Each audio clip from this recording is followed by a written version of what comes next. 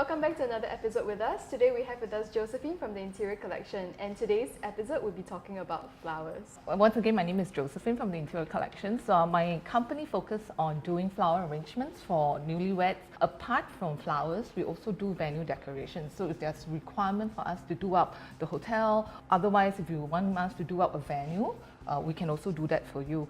Anything to do with flowers, we are the one to approach. So Josephine, what are the usual kinds of flowers, right, that you have noticed that are most requested by your clients? There are many different types of flowers that are required for a wedding couple. First and foremost, the most frequently required, the first one on the list is of course the bridal hand bouquet, as well as the boutonnieres for the guys, for the groom. Now, the next thing on the line, on the list would be whether the couple would want to consider buying boutonnieres for the father-in-laws and father of the bride or the groom, even for the best man.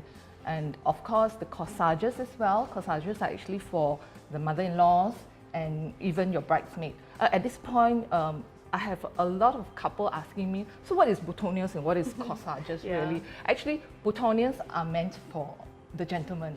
And it's usually one stalk of flower with complementary foliage to be worn on the lapel of the jacket. Corsages are actually meant for the ladies, and it usually comes in 3 stalks of flowers plus foliages. It can be worn on the dress, or it can be worn as a wristlet, but we call it corsages on the wrist. But of course, it goes beyond that. There are also a lot of requests for flowers to be done at the wedding venue. For instance, at the hotel, there will be requirements for them to do up the solemnization room. Then when we move on from the venue solemnization room, we will move on to the reception table. Now again, there is a lot of requests for reception table. Why? Simply because the packages the hotels are providing may not be of what they like, or maybe they have a unique theme that they want to follow. So they will engage people like us to help them with the theme decorations. And then we move on from the reception table. Very frequently asked from the couple is to help them do up the photo tables. So the photo tables is hot because they spend thousands of dollars on photography, right? So they want to showcase their albums on the table. So for those couples who books their venues in more unorthodox places, what kind of services would you be able to offer? It's really not common, which is beautiful, because then the couple will give their guests a more interesting, more right? interesting more venue, because hotels are very fixed. They have this different theme. Well, not that they're no good, but it's just that it's a different kind of environment for them.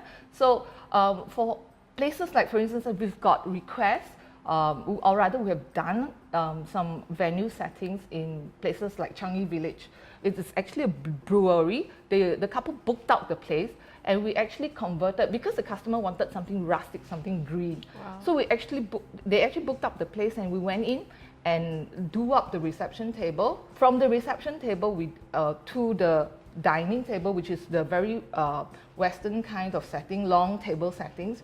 We put centerpieces, long garlands of flowers on the table with candles everywhere, and then even do up the ceiling with hanging flowers. Wow.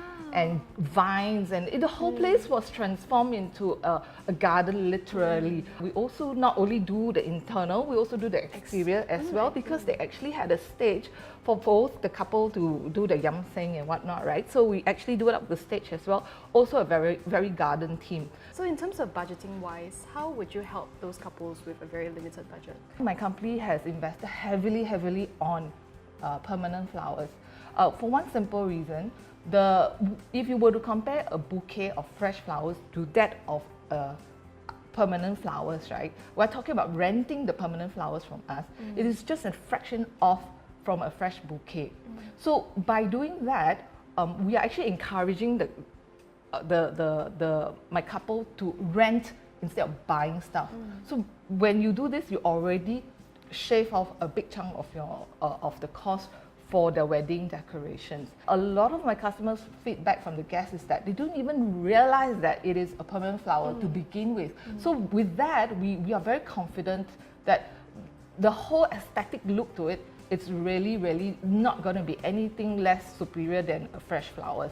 But of course, I won't say that it's 100%. But if you can achieve 70 to 80% of it, and you save what, 70% of your cost, I think it's something that is doable. So after the wedding, what happens to these flowers? Let's say if they are fresh flowers. Okay, for fresh flowers, unfortunately, it will be discarded after the event. Not very long lasting, right? Unfortunately. Unfortunately, no. However, the permanent flowers. Or permanent flowers, because the couple rents from us, so we will remove them and then bring back to our office.